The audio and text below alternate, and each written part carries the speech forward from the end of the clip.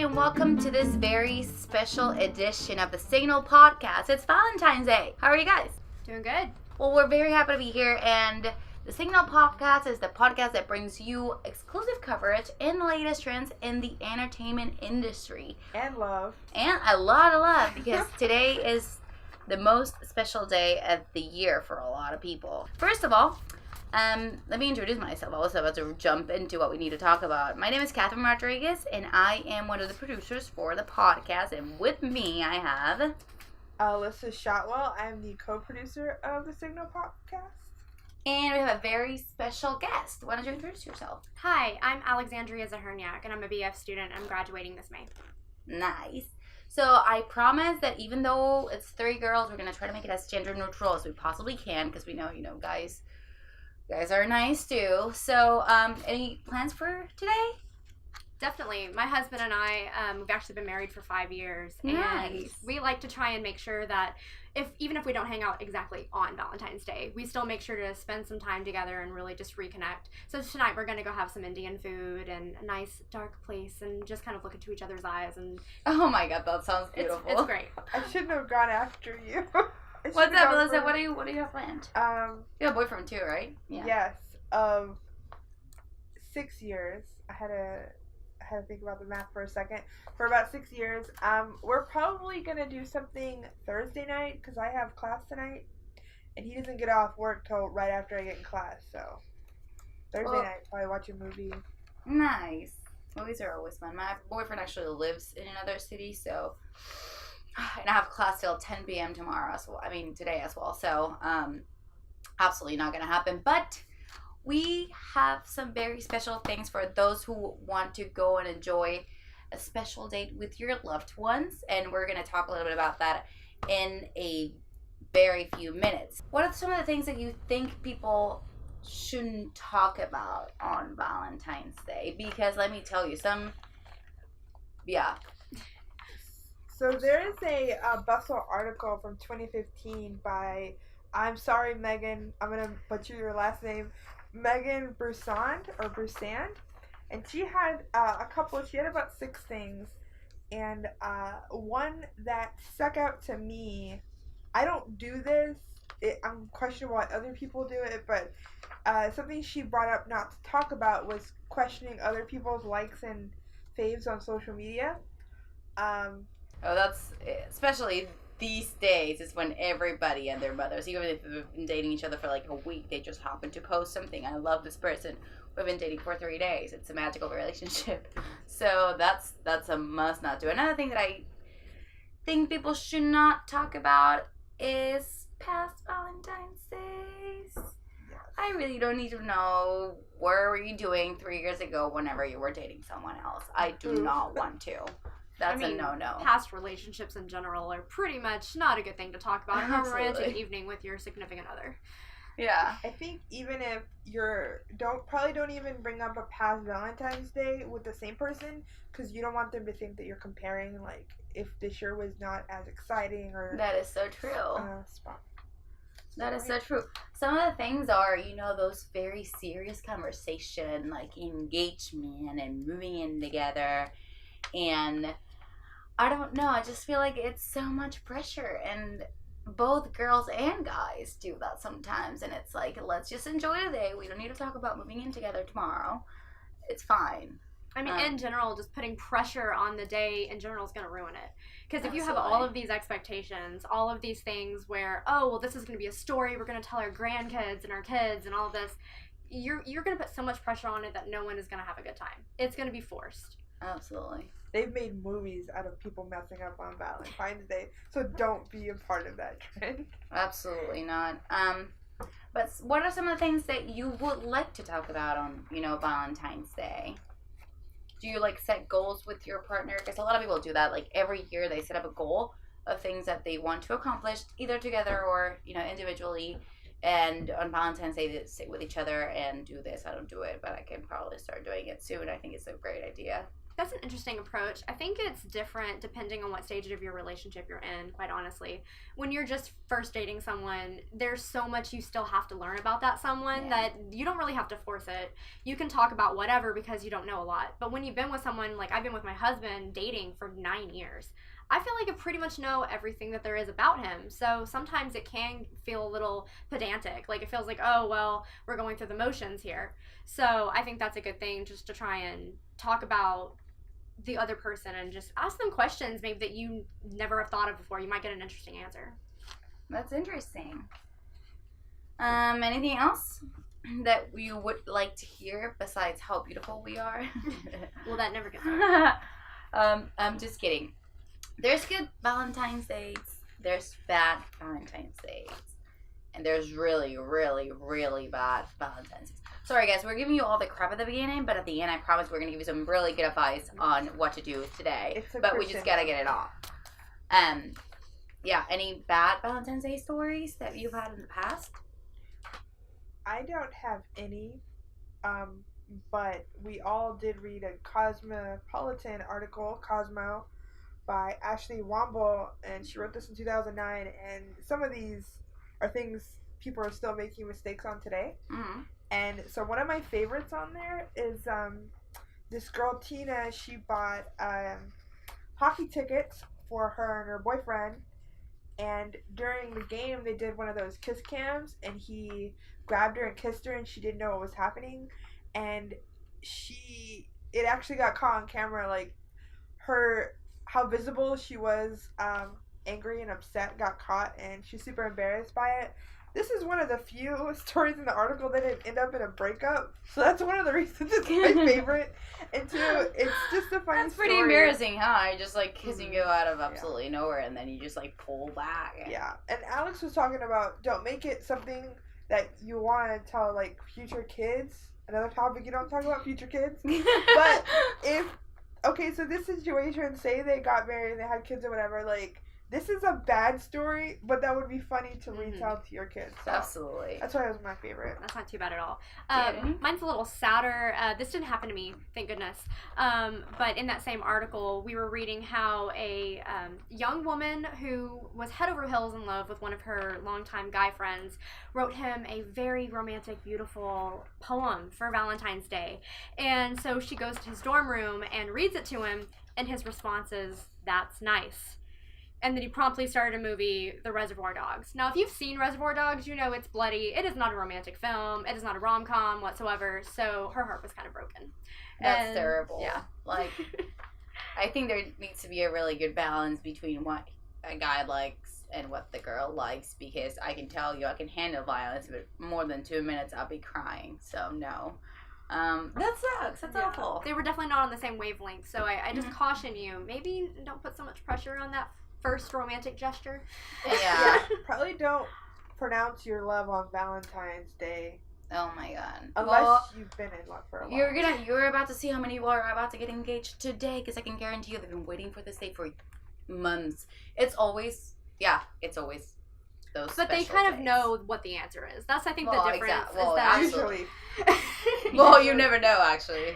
True. Well, I have another one. It's pretty funny. I'm gonna read it straight out because it's so dramatic. Okay, so this girl writes. Her name is Rachel. The guy I'd been dating, Clay, was totally MIA on Valentine's Day. At first, I was worried, but after not hearing from him all day, I started to get pissed.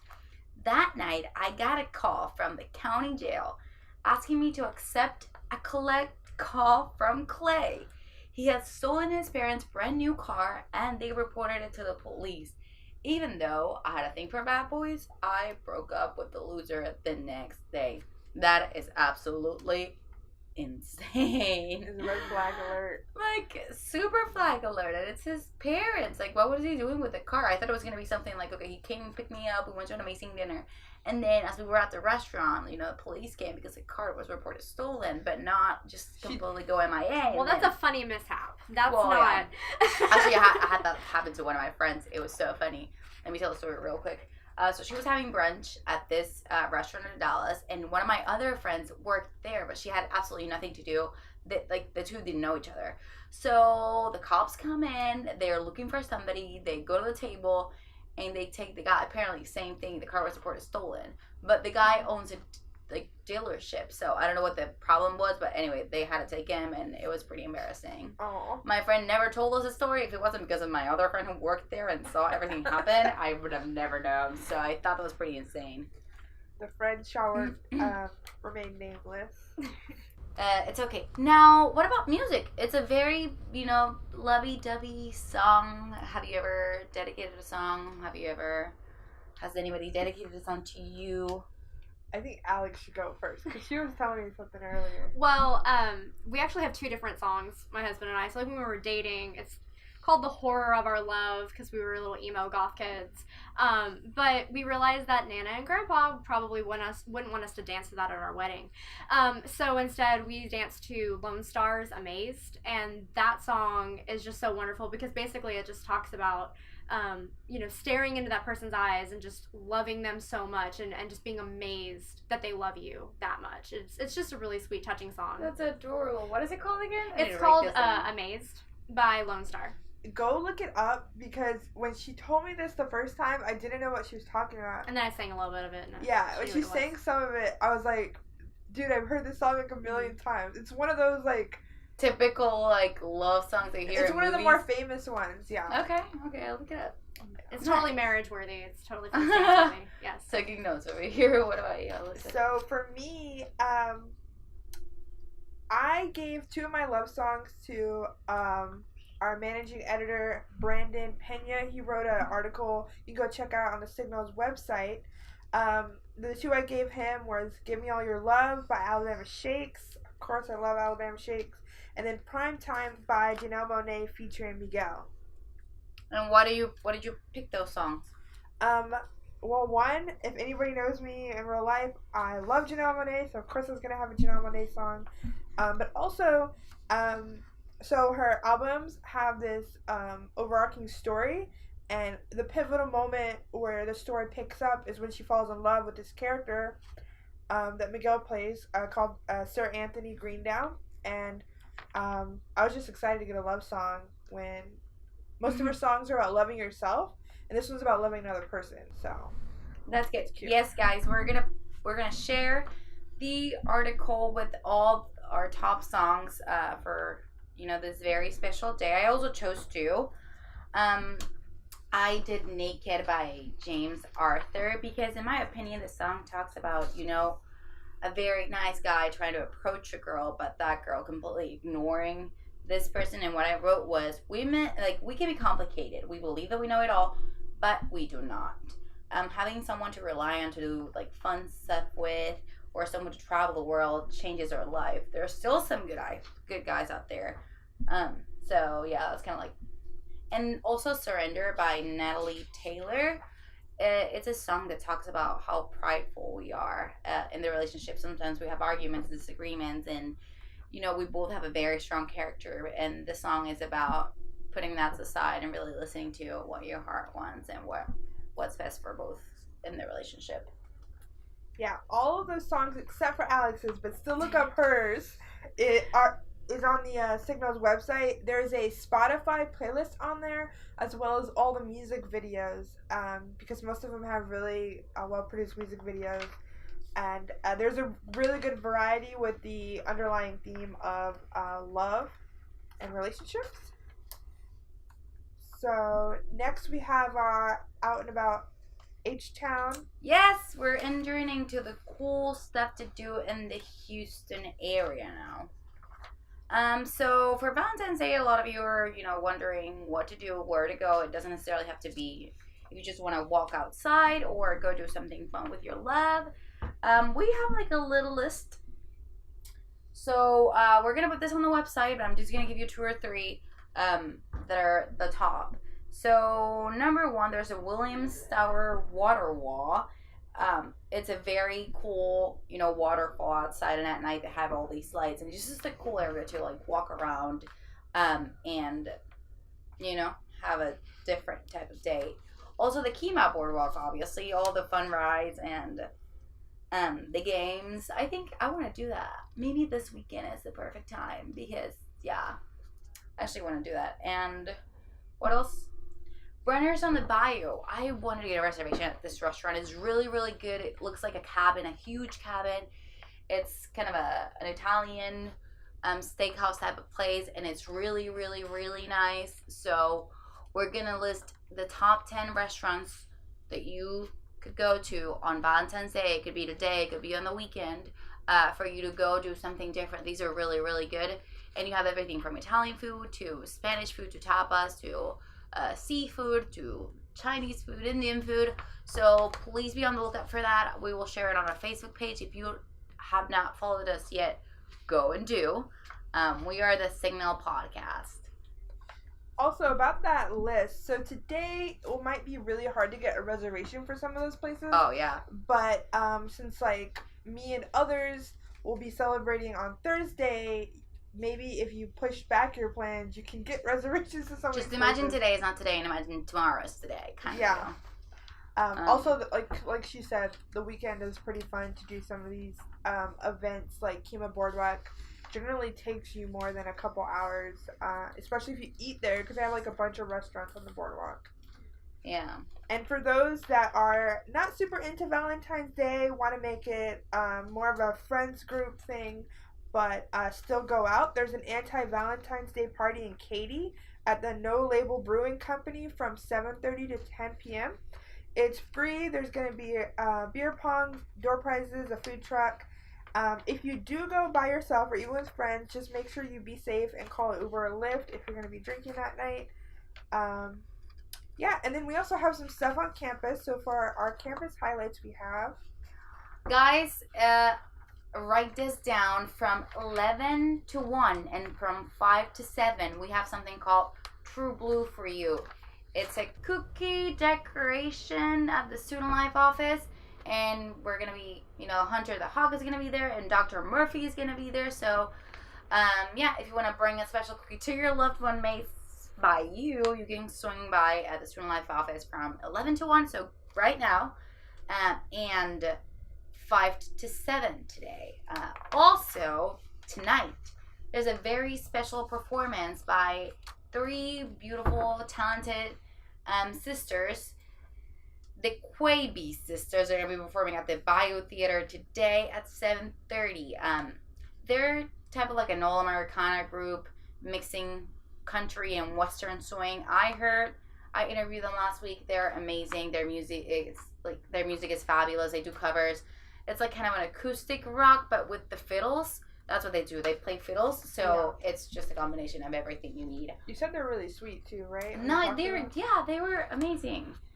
Tomorrow I might swing by and, just say hi to them. They were super inviting and they're just excited to be in the Houston area because they're traveling and doing that so much. So again, that's at 7:30 p.m. at the Bayou Theater. The pre-sale tickets are $18 for adults and $10 for students. And then at the door, tickets are going to be $20 for adults and $12 for students. So make sure you get those tickets before. All right. So 2 things that are kind of related on the PopCast radar. So our next recording will be about the Oscars and the movies that are going to be coming out for the rest of the month. So far we have 50 Shades Freed and Peter Rabbit. Both came out on the 9th. So those are available to watch tonight or watch tomorrow. Wait, what? Did it come out? Sorry. 50 Shades Free? Yeah. Why have I not watched it? I might make my boyfriend watch it with me this weekend. Freaks That's in funny. the audience. I'm just kidding. All right. We're not judging you. This All right. weekend, there's going to be Black Panther, highly anticipated Marvel movie, as well as Early Man, both coming out February 16th. If you haven't heard of Early Man, all you need to know is it's animated claymation from the people who made Wallace and Gromit. So if you're super into that animation or you just want something animated to watch, that's the big movie this month other than Peter Rabbit. And the last big movie that's going to be coming out this month is Annihilation on February 23rd. This is a sci-fi thriller based off a book series. And one of the main reasons I'm excited is it has Natalie Portman, Gina Rodriguez from Jane the Virgin, Tessa Thompson, she was Valkyrie in Thor Ragnarok. Oh, cool. And others that look famous, but I don't remember their names. It's a big cast, no worries. Yeah, and it's all female cast on an original movie. Well, it's based off a book, but it's not a reboot, so it'd be something, go support your sisters, or whatever they say. Alright, that's awesome. Well, guys, we hope you have an amazing, amazing Valentine's Day. We just want to remember one more time that on our Facebook page and on the Signal.com, we are going to share the top 10 restaurants in the Houston area if you want to try something different, the top things to do, and we'll also share the Valentine's Day playlist that the editors came up with. So check them out. And yeah, make sure to follow us on social media. On our Facebook. On our Facebook page, exactly. You can find us under the Signal PopCast. And if you have any suggestions on what you would like to hear, what you would like us to talk about in the future, please be sure to message us, or you can also email us. Yes. So, yeah. If you have any ideas for future topics or videos, you can comment on this one, either on our website or on the Facebook post if you're listening to this on Facebook. As well as let us know what you did on Valentine's Day, if you're going to be seeing or going to any of these events on campus. Yep. Alright, guys. Well, again, I'm Alyssa Shotwell. I'm Alex. And I'm Katherine Rodriguez. It was a pleasure to be with you guys today. Have an amazing Valentine's Day, and we'll see you very soon.